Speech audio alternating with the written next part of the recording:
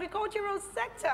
And now to give us, you know, from the expert view of this agriculture, agribusiness, the opportunities, food security, the challenges, and how to take advantage of the green land. Nigeria is a land full of green, and when we say green, it's very lushy. You can plant anything, even right in front of your house, and you just become a farmer just like that. Now to give us an expert opinion on this business, agriculture in Nigeria, we have Mr. Shayi in the studio.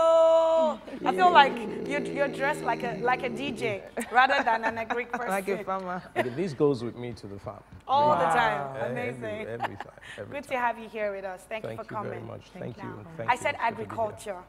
I learned growing how to plant beans, dicotyledon, and you know, the rest of things. I learned in school right there. Yeah, but really, let's talk about agriculture in Nigeria. All right, thank you. Agriculture in Nigeria is a sector. It is a sector, and you know what it is when we were taught about sectors, segments, as it were, in elementary science. You have a circle and you have a chunk of it. Okay. That's what a sector is. Okay. So Nigeria as a whole, agriculture is a sector of it that contributes immensely to national growth and development. So as a sector, you have agriculture. Then in practice, it is a business. It is a business, it is a vocation, it is a profession. It is something that we do in Nigeria. It is largely or mostly always interchangeably used with farming. Okay. But agriculture is beyond farming. It is bigger than farming. It is, it creates a room for pretty much every specialty. It supports pretty much every other sector of the economy. Okay. So beyond the elementary definition that agriculture is the art of cultivation of crops and livestock, it is, you know, way bigger than that. It is way bigger. Okay, thank you, Shay. I know that one of the major challenges we have with agriculture is storage. And over time, I've heard a lot of farmers complain about storage and how to keep the crops fresh and healthy in times where, you know, they have seasons. So how have you been able to manage that, the storage of keeping and managing these crops?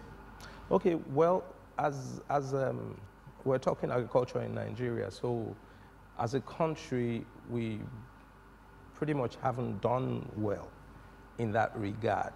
And just the way Nigeria is, all of those challenges, as it were, are opportunities, really, in a sense. And it speaks to what the sector offers, a lot of opportunities. Regarding storage, regarding making food and fiber available when it is needed, that is in and out of season, and how it is needed, how it can be used. It is still a great big challenge. Yeah. It is because of our infrastructural problems largely. Then also in there you have a problem with governance leadership as far as policies that will encourage this development is concerned. You know, we have a lot of good policies, sometimes wrongly timed, sometimes not holistically thought of.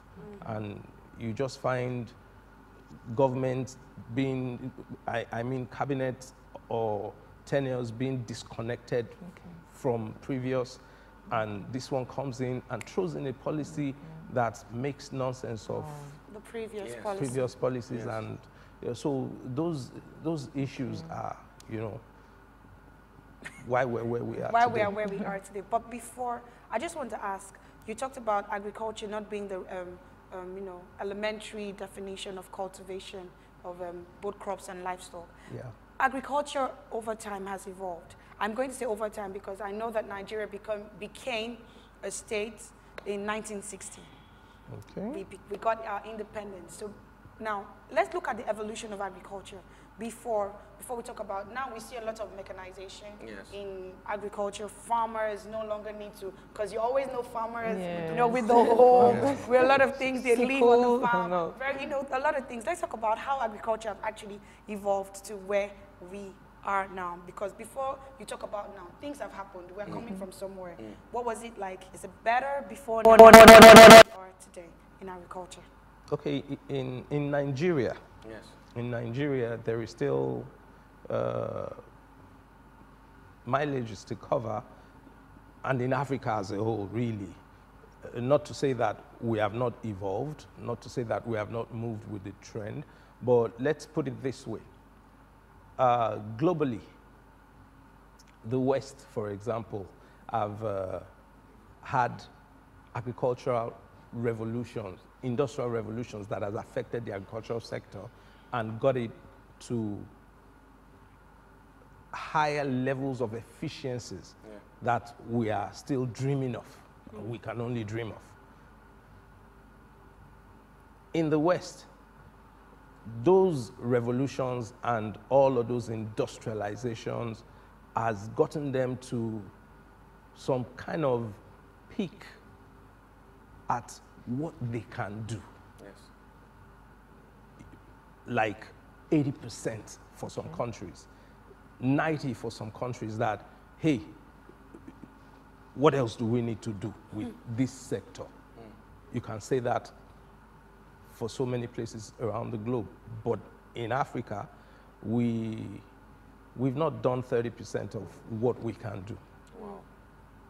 Even though, yeah, it looks like things have improved a bit, but the truth is we've not done up to 30% of what we can actually do, meaning the potential for those change, that revolution, as it were, is there, is largely in Africa. And those are part of the reasons why Africa has kind of like now become like the one that everyone is looking to sustain and contribute to global food security in the future, because there is the predictions of population increase.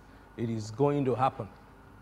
In fact, it has been said that as we speak, we have in place all that we require as a country in Nigeria to become,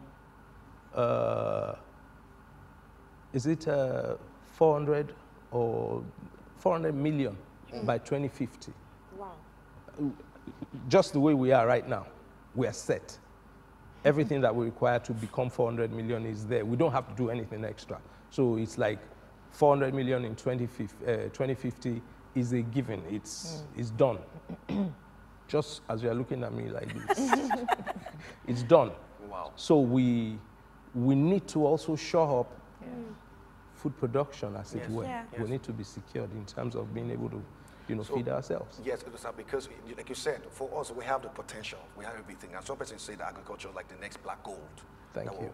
That's the word. What do you think, how can we as a country really scale up in the production of this, in production in itself, to really secure all of these, our potentials in agriculture? Because we know that the world needs it. Because we have seen at different times, like the cocoa industry, all of these different subsectors in the different things, that how can we really measure up to that potential? Because we need it, not just for ourselves, but for as individuals, as every region in Nigeria, and as a whole. What can we do to really get to pep up to that place? To really get to that point where it is very, very good for everybody. With your predictions too. Okay, we identified from your question that the challenges that we are having for not having storage, brought about solution in storage. Yes. The challenge is government, governing policies to create that enabling environment. We have defined agriculture as a sector. Yeah. Then in that sector, there is agribusiness. Yes. Now, the agricultural sector largely can be, you can break it down into the input subsector, the production subsector, then the output subsector. Input subsector deals with everyone that will contribute inputs. The minute, you see, out of those three, the largest and the most important for me is the production subsector. True. Because why? The minute you make that decision to produce, you activate the other two. Wow. You cannot sell input if no one is producing. Yeah. You cannot have output. You're not processing or marketing anything If there is no produce. Yes. So the minute you make a decision to go into production, you activate the other two.